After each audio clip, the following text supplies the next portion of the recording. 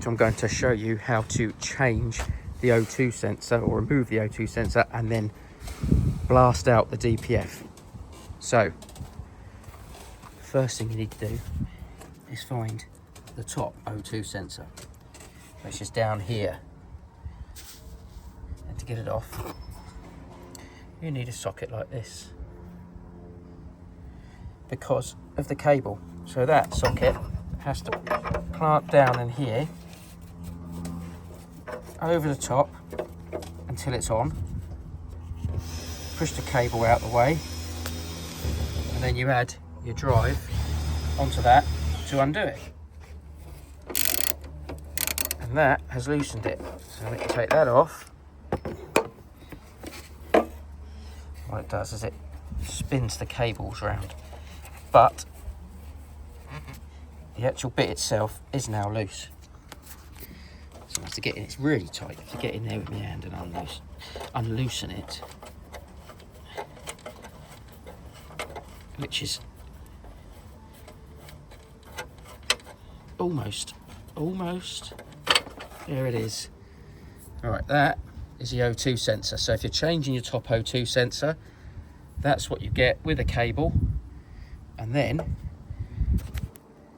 you unclip it down there. You follow the cable down, goes down there, you unclip it from there, put a new one in and screw it back in to your hole. That's if you're changing the O2 sensor.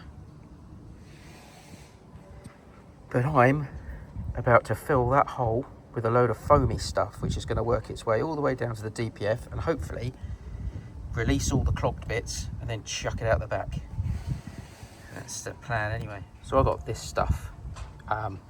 It gets rid of the carbon deposits, cleans the soot, and it runs like a foam. So you ping it in and hope for the best. So here goes nothing. I've got this little end here, and it's got to go in the hole.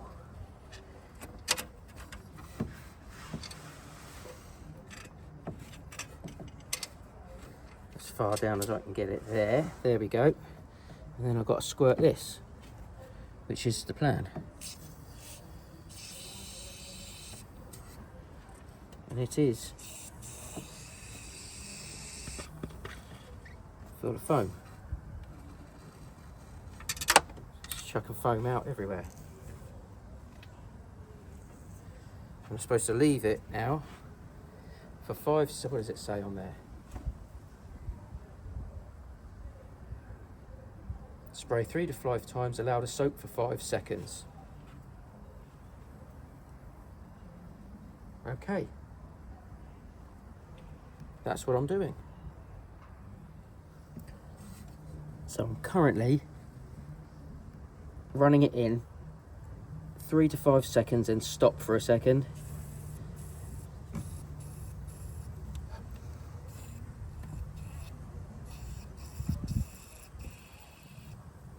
Because it starts to fill up and bubble out, and then it settles, and then you can go again.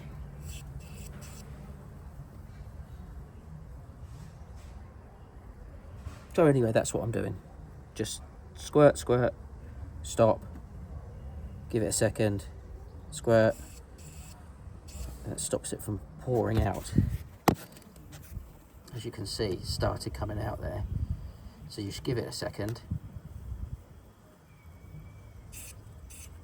Give it some more, like that.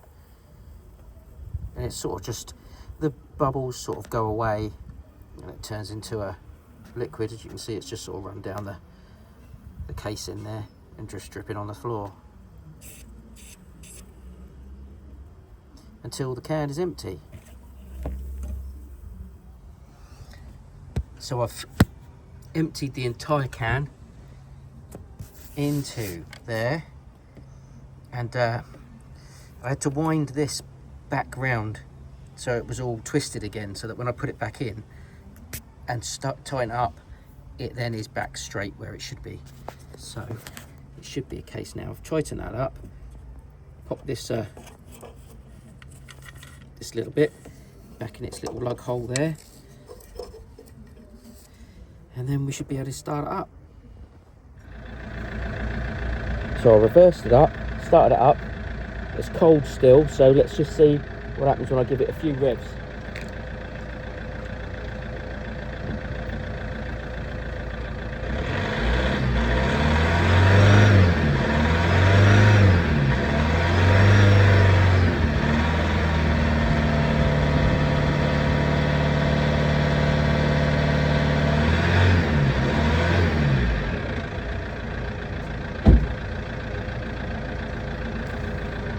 Suppose I'll leave it for a bit, see what happens.